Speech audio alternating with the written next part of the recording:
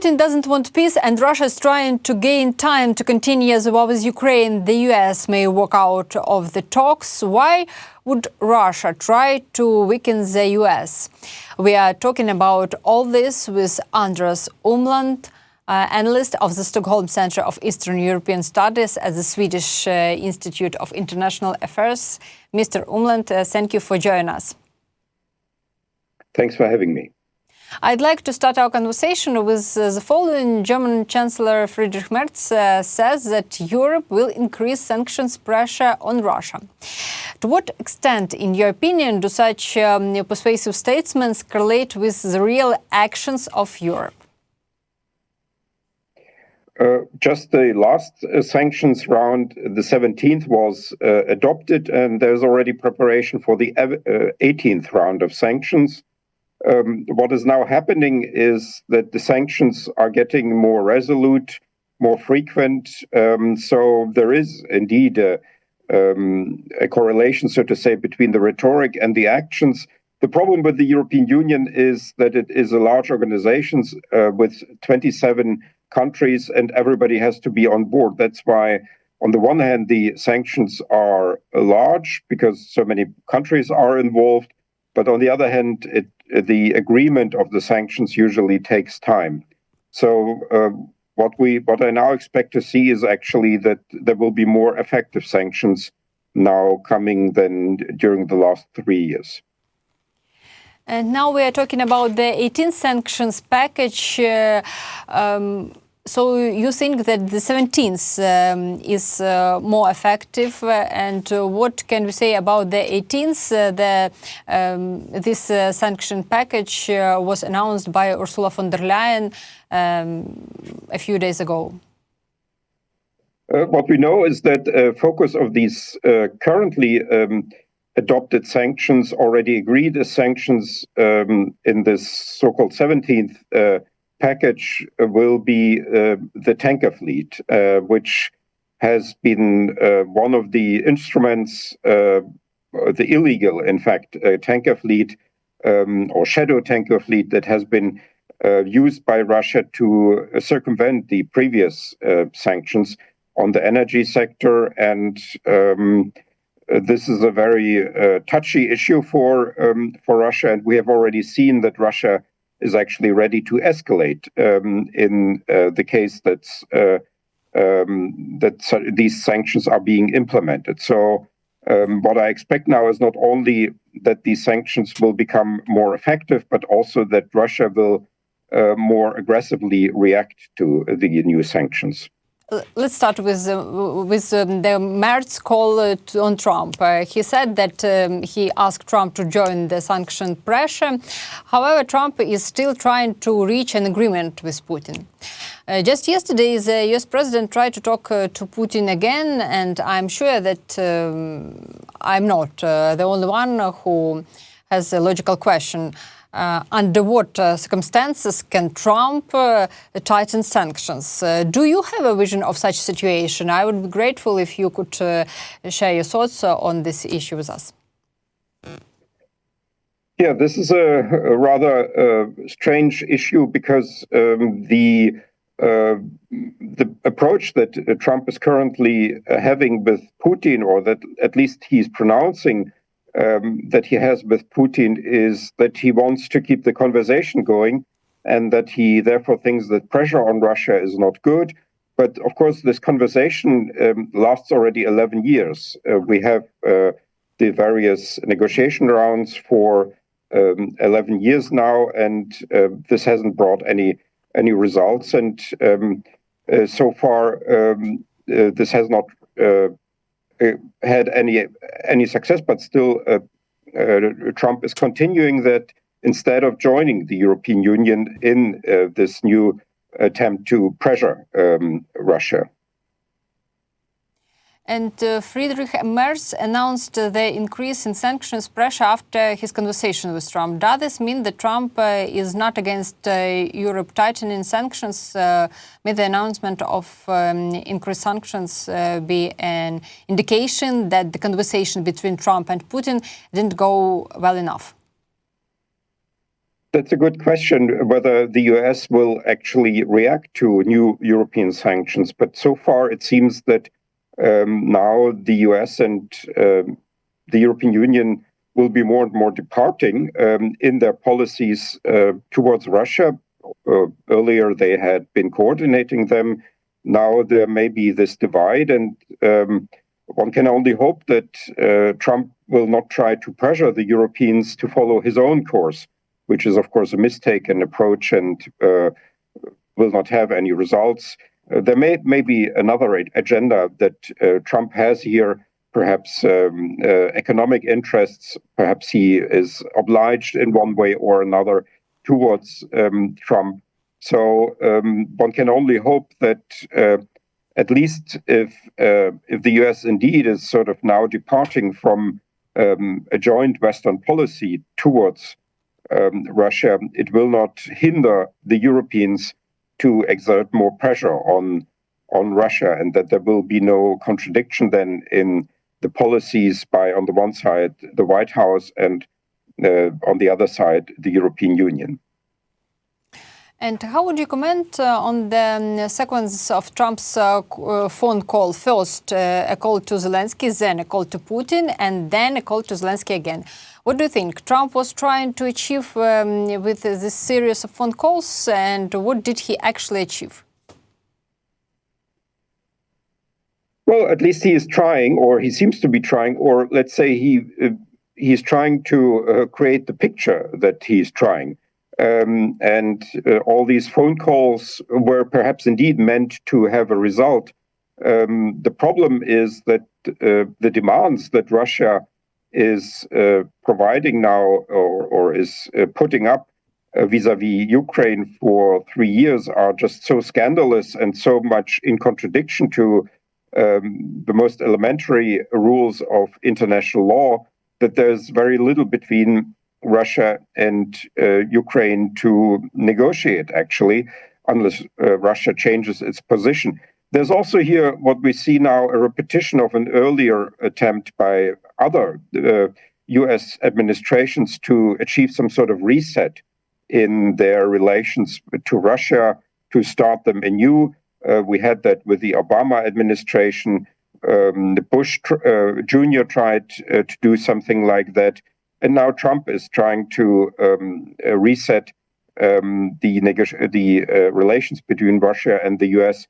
And maybe he will succeed to some extent, but it will not be to the benefit of Ukraine if he succeeds. So far, this is all going in the totally wrong direction. The whole approach is ridiculous. The pressure should have come first and then negotiations. But what we're having now is negotiations or attempted negotiations without any pressure, and they are doomed from the outset to be unsuccessful. J.D. Vance says that the U.S. is determined to walk away from the peace negotiation because the U.S. is not going to stand still. Can the U.S. now simply afford to leave or step aside the negotiation process? That's a good question. I think that certainly what Trump and Vance and others in the current U.S. administration want. The problem here for them is that Ukraine still remains popular in the U.S., that also U.S. help for Ukraine remains popular, more so among Democrats than among Republicans, but still the majority of the population of the United States is in favor of U.S. support for Ukraine and is critical of Putin. And so they can walk away, but the problem is then how that will then play out in, let's say, the next elections for Congress in 2026. So there will be also pressure here domestically on the White House to achieve something and not to spoil then these elections for the Republican Party in the next round of the congressional election. So I think that is the main reason, actually. The other factor here is that, of course, the international partners of the U.S. are unhappy. The Europeans, Japan, Australia, these are all close friends of or used to be close friends of the US, and they are also friends of Ukraine, and they will not welcome that. Now also the new Pope is obviously on the side of Ukraine in this entire international conversation. So I think they would have already walked away from these negotiations. But the problem is that both inside the US and outside the United States, there are many people who are trying to influence the White House to keep on trying to achieve some result and not to simply walk out. Bloomberg writes that if Trump withdraws from the negotiations, then Putin wins. I'm trying to build the logic of the actions of the involved parties in such situation. If Russia refuses to ceasefire, Trump may withdraw from the negotiations. But it is obvious that if Trump wants peace the way Ukraine wants it, then it would be logical for the US to continue supporting Ukraine. What is your opinion? Yes, the problem here, to my knowledge, or my view, or my impression, is that what is actually necessary is a continuation of Biden's policy towards Ukraine, or a more resolute implementation of Biden's course towards Ukraine, namely military support for Ukraine and sanctions against Russia. And that Trump simply doesn't want to do that because that has been Biden's policy. And that is one interpretation. There may be also other motivations here that we don't know. One can also suspect that there's a certain affinity or even sympathy between Trump and Putin. Trump in general seems to like authoritarian leaders more than democratic leaders.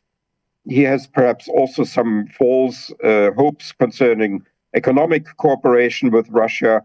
So all of that is hindering him, and what is is hindering, let's say, U.S. support for Ukraine. What hinders Trump to simply end all of his efforts and all American support for Ukraine is, as I mentioned, public opinion in the United States, and also the advocacy, so to say, from especially the European partners, Germany, Great Britain, France, the European Union, and so on, who continue their support for Ukraine and who want also the United States to stay on board.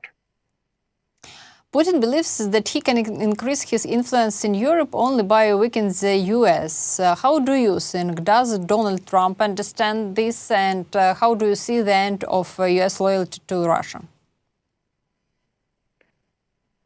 Yeah, I guess maybe Trump even understands that to a certain degree. The problem is that he's not against it. He's sort of not so much interested in Europe. He wants to withdraw troops and so on. But and that is, of course, a problem for Europe and especially for Ukraine at a first glance. At second glance, the result of all of this is actually for Russia or for Putin's interests ambivalent, because this estrangement between America and Europe has led to a new feeling of unity in Europe, to a rise of the popularity of the European Union, to new policies of the European Union and also of the member states of the European Union, and also to a new sense of unity between the fate of Ukraine and the fate of the rest of Europe. And in particular, the scandalous conversation in the White House between Zelensky and, on the one hand, and Trump and Vance on the other, has led to a shock in Europe, and this shock has been, in a way, good for Ukraine, because there's now, in my perception, at least, and I'm speaking from Stockholm, but also Germany, not only in Sweden, in Germany, in France, in Britain, there's a new understanding that Ukrainian victory is in the core interest not only of Ukraine but also of Europe as a whole and also of the European nation states. That's not a fully unified view so far. There are other countries like Serbia and Hungary and Slovakia who may have another point of view, but the major Western countries are now basically all united in their interpretation of the Russo-Ukrainian war and its importance for Europe. And how do you think, is it dangerous for the NATO countries if there will be a ceasefire in Ukraine? I mean, the danger from Russia.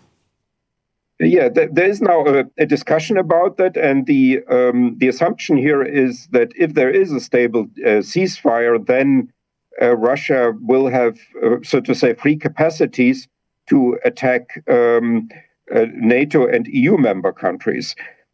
From a security policy point of view, I understand this fear.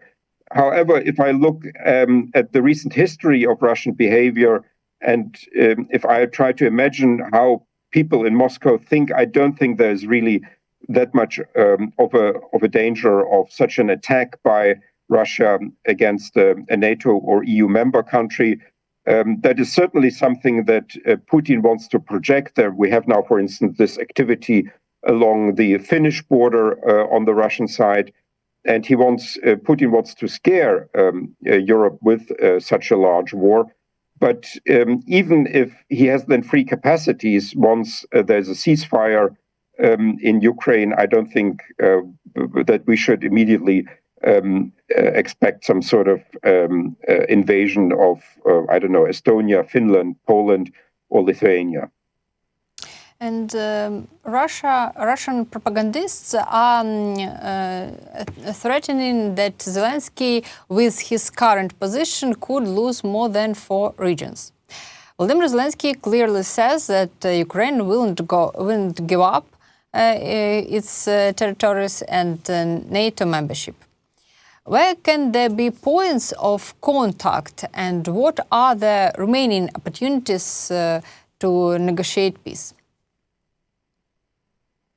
I'm afraid there are now no opportunities to successfully negotiate. I think what is first needed is that Russia gets into economic problems or experiences new defeats on the battlefield, or even better, experiences both of it, domestic socio-economic problems and defeats on the battlefield. Then negotiations make sense. Then perhaps there can be some sort of solution be found where both Moscow and Kiev could be more or less satisfied, or to which they would agree. But currently, I think this approach is simply to negotiate something is simply doomed to fail, because there's no interest of Russia in a negotiated solution. Russia, in principle, does not accept the Ukrainian nation state. It wants to incorporate Ukraine into a Russian empire, and only once the Russians understand that this is not possible because Russia is too weak domestically and is defeated on the battlefield, then they will stop doing that. As long as none of these conditions are fulfilled, negotiations are senseless. Yes, and return to Friedrich Merz's statement. He started that at the moment there is no point in talking about peacekeeping troops in Ukraine. According to the German Chancellor, first there should be a ceasefire and a stop of the killing. It's a clear logic, I said, but what do you think about the prospect of the presence of peacekeeping contingents on the territory of Ukraine? What could they be? I'm afraid that is something not for the near future. That can be something once Putin is pressured into a ceasefire. Currently, the situation is actually such that the very announcement of Western troops on Ukrainian territory is hindering a ceasefire. So Putin has made it clear that he doesn't want any Western troops on Ukrainian territory. And if then the West says we want to put our troops there, but only if there's a ceasefire, well, there will be no ceasefire then. So this is actually now, in a very strange way, this whole idea has become now, in a way, counterproductive to a ceasefire.